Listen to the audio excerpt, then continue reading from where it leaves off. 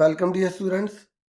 मैं आपको इस वीडियो में क्लास 12th का इकोनॉमिक्स का एग्जाम हुआ था सीबीएसई बोर्ड की तरफ से। तो इस वीडियो में मैं आपको ना क्लास 12th के जो इसमें एमसीक्यू हुए हैं ना, उन सबके आंसर्स आपको इस वीडियो में बता रहा हूँ, तीनों सेट्स के। और जो न्यूमेरिकल है उसके सारे आंसर्स बता रहा हूँ। तो आप यहाँ पर अपने आंसर देख सकते हैं और आइडिया लगा सकते हैं कि एस्टिमेशन कितने नंबर आपके बन रहे हैं। और ये अभी ऑफिशियल आंसर की नहीं है, ये मैं अपने एक्सपीरियंस के बेस पर आपको सारे आंसर्स के बता रहा हूँ। ठीक है, तो मैं यहाँ पर लाइन वाइज चलूंगा। सबसे पहले मैं आपको सेट 1 दिखाऊंगा, क्योंकि 2-3 क्वेश्चन अलग भी थे तो इसलिए अलग अलग वीडियो तो मैं नहीं बना पाया, लेकिन इसी वीडियो में तीनों सेट आपको एक एक करके दिखा रहा हूँ।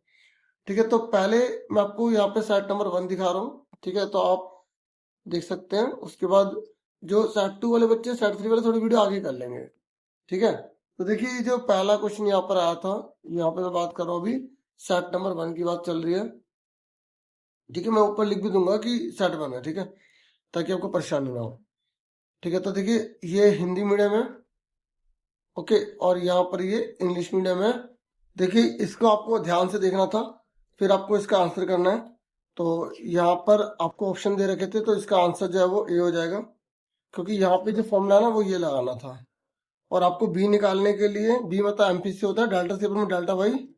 तो 700 में से अब 280 घटाओगे और इधर 800 में से 200 घटाओगे तो डिवाइड कर दोगे, तो आपका आंसर जो है वो 0.7 आएगा। तो ये आंसर हो जाएगा। ठीक है, क्योंकि हमें यहाँ पे जो है ना, देखो जब इनकम जीरो होती है उसके बाद भी हम कुछ ना कुछ खर्च करते तो 100 था, तो इसलिए आंसर क्या आएगा, इसका ए आ जाएगा। ऐसे में सिर्फ आंसर से बता रहा हूँ, उसका सी है, दूसरे का यहाँ पे डी है। ठीक है, तीसरे का डी, चौथे का ए, पांचवा जो क्वेश्चन है उसका बी, छठा है सी, पांचवे का बी, छठे का सी, सातवें का सी, आठवें का सी। ठीक है, सातवें का सी है, छठे का सी है और आठवें का भी सी है। ठीक है,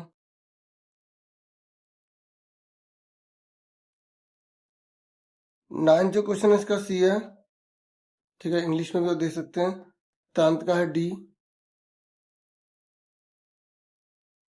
देखिए अभी 11वां क्वेश्चन है, तो इसको सॉल्व करना था। ठीक है, तो देखो सबसे पहले तो प्रॉफिट आफ्टर टैक्स दे रहेगा, बिफोर निकालेंगे 25 आ जाएगा। फिर आपको सीधा फॉर्मूला लगा देना था। ठीक है, तो कंपनसेशन ऑफ एम्प्लॉइज, ये रेंट हो गया, ये प्रॉफिट हमने निकाल लिया। फिर ये डेप्रिसिएशन, डेप्रिसिएशन मतलब ये कंजम्पशन ऑफ फिक्स कैपिटल को डेप्रिसिएशन बोलते हैं। और फिर एनआईटी, नेट इंडायरेक्ट टैक्स। ठीक है, तो हम इन सबको जब इसमें अप्लाई कर देंगे तो हम आराम से जो है, जैसे ये दे रखा ना गुड्स एंड सर्विस टैक्स, इसको अप्लाई कर देंगे।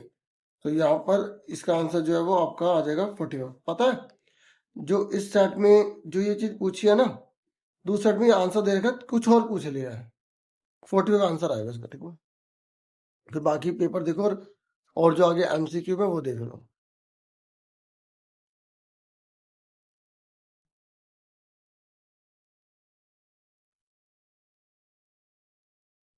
देखो इसको सॉल्व करा हुआ यहाँ पे कर दिया गया, मैं अभी दिखा देता हूँ। यहाँ पे स्टॉक का फ्लो पूछा था, तो ये अमाउंट के ऊपर लगा दिया है स्टॉक फ्लो। ठीक है, और ये भी फ्लो फ्लो स्टॉक। ठीक है, और यहाँ पे डिफ्लेटर का पूछा था, तो इसको डिवाइड कर देंगे, आंसर आ जाएगा। ठीक है, फिर यहाँ पे जो है मंदी हो जाएगी। ठीक है, फिर इसको सॉल्व किया गया, यहाँ पर y equal to C plus I, C equal to C bar plus B Y, ये लगाएंगे, फिर ये वाला फॉर्मूला लगा देंगे। फिर इसको सॉल्व करेंगे तो आपका आंसर ये निकल जाएगा। ठीक है, मैं बिल्कुल शॉर्ट में बता रहा हूँ, या मैंने कर दिया, आप देख सकते हो और उसको, है ना। फिर ऐसे ही यहाँ पर है, यहाँ पे के इक्वल टू डेल्टा वाई अपन में डेल्टा आई, के इक्वल टू 1 अपन में 1 माइनस एमपीसी। और डेल्टा वाई निकालने के लिए क्या करेंगे, के को मल्टीप्लाई कर देंगे डेल्टा आई से, उसी को यूज करके सारा सोल्व कर दिया जाए। फिर ये आपसे पूछ रहा था कि जब हम सरकारी प्रतिभूतियों की बिक्री करेंगे तो क्यों कर रहे हैं सरकार, इन्फ्लेशन है, एक्सेस डिमांड है इसलिए। ठीक है, यहाँ पर भी एक्सेस डिमांड इन्फ्लेशन। ठीक है, ठीक है, मतलब अधिक मांग है, बाकी ये चीज जो है यहाँ पे सॉल्व कर दी गई है, यहाँ पे देख लेना।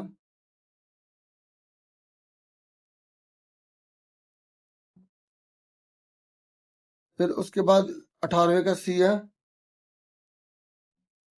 19वें का बी है, 20वें का डी है और 21वें का बी है।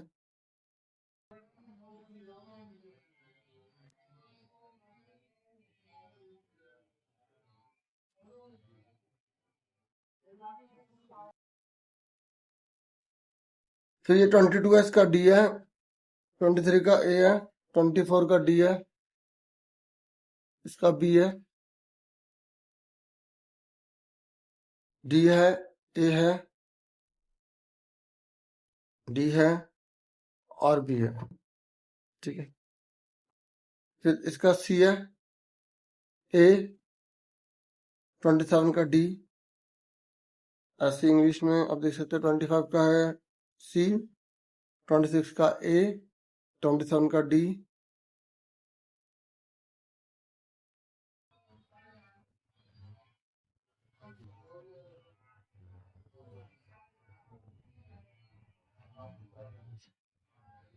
ठीक है, ये सेल्फ सफिशिएंसी को बताता है। ठीक है, तो ग्रीन रेवोल्यूशन की बात होती है, ग्रीन रेवोल्यूशन हरित क्रांति है यहाँ पर। ठीक है,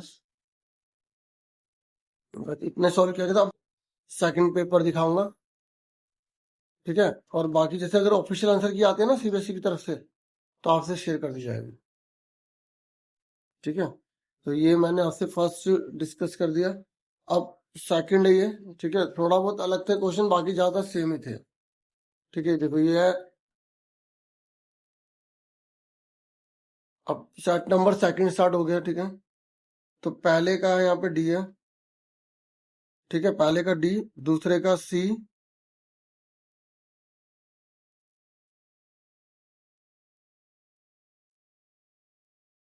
तीसरे का सी,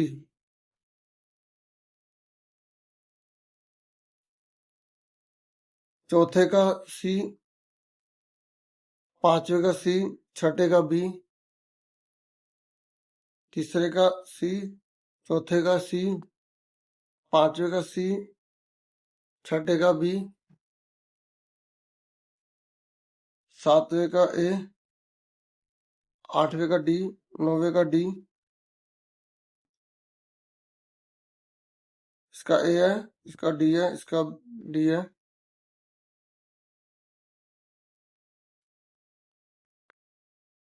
10th का ए,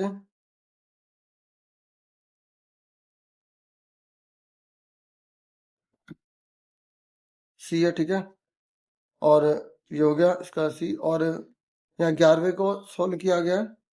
ये फॉर्मूला लगाना था सीधा।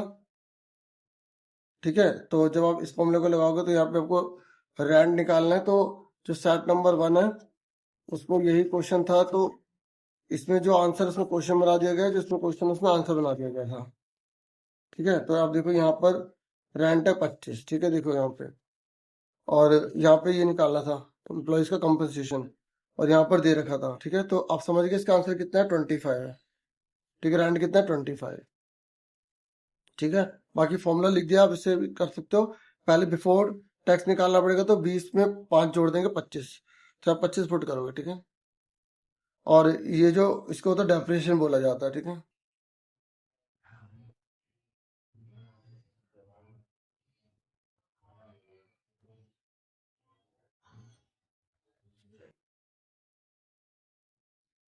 ठीक है, यहाँ डिफ्लेशन की बात हो रही थी। ठीक है, और अपस्फीति की बात हो रही थी। ठीक है,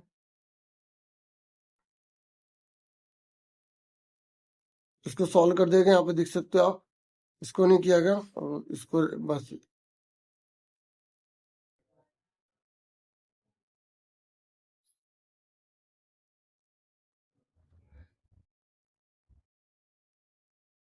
इसका डी है। ठीक है, इसका ए है, इसका सी है, इसका डी है, इसका बी है, इसका ए है, इसका डी है, इसका बी है, ठीक है।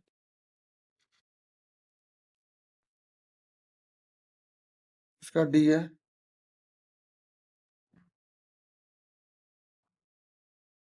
इसका बी है, इसका सी है,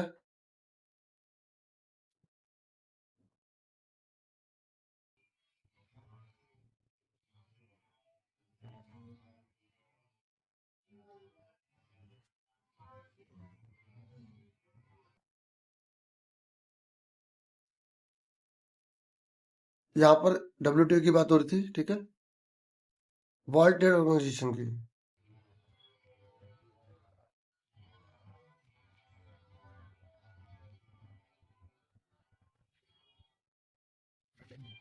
और इसमें 1 जनवरी 1995 लिख देना था, ठीक है।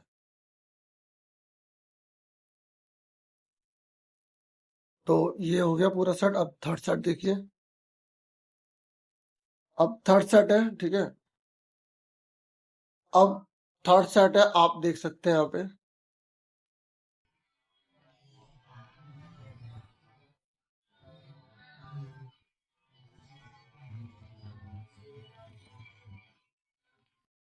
तो इसका जो है यहाँ पर डी है, और इसका भी डी है।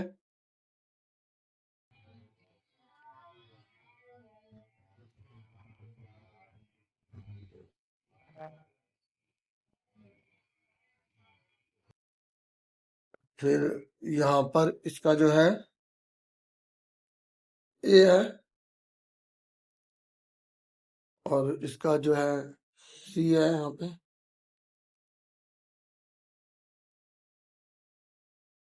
इसका ए है,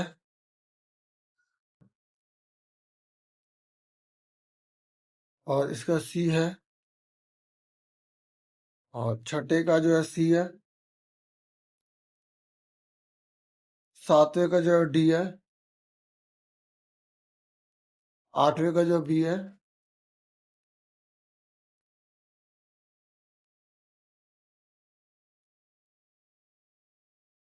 नौवे का सी है, 10वें का सी है। 11वें क्वेश्चन को यहाँ पे ना हमें रेंट निकालने के लिए कहा था, तो रेंट 25 निकलेगा। ये सीधा फॉर्मूला लगाएंगे, पहले प्रॉफिट बिफोर टैक्स निकालना पड़ेगा, 20 में 5 जोड़ेंगे 25। फिर यहाँ पे composition of employees, rent, profit, depreciation और एनआईटी। इसको क्या बोलते हैं? डेप्रिसिएशन बोला जाएगा, ठीक है। तो उस हिसाब से आराम से अब इसे कर देंगे। बाकी आप देखो और क्या क्या है, ठीक है। आंसर लिख दिया है रेंट 25, ठीक है। बाकी आप पेपर देखिए।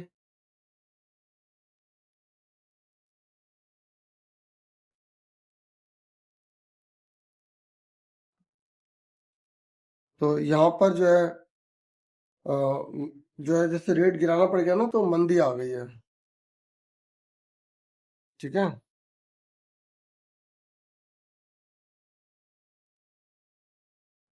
बाकी स्टॉक फ्लो पूछा था, तो यहाँ लिख दिया गया, ठीक है। फ्लो फ्लो, ये स्टॉक हो गया, ये फ्लो हो गया। फिर ये डिफ्लेटर का फॉर्मूला था, तो 2500 बटे में 3000 गुणा में 100 करके सॉल्व करना था, ठीक है।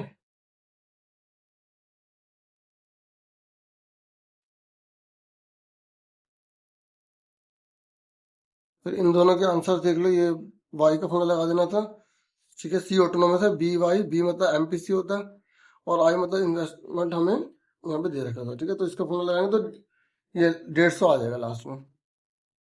तो इसको सॉल्व करना था, तो सीधा सॉल्व करके आंसर लिख दिया गया, ठीक है। बाकी मैंने पहले में दिखा दिए थे फॉर्मूले, ठीक है।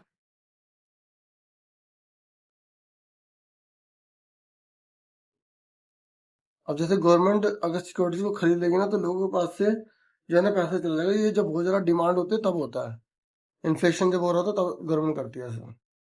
तो 18वें का है बी, इसका डी, 20 का ए, 21 का सी, 22 का है बी, 23 का डी, 24 का ए,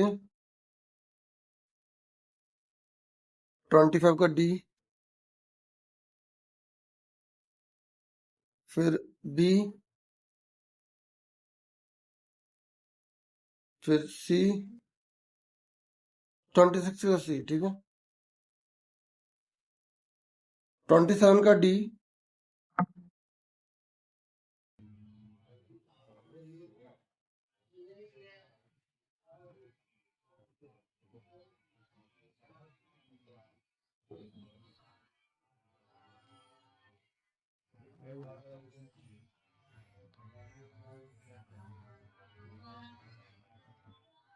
यहाँ WTO की बात हो रही है, और 1 जनवरी 1995, ठीक है।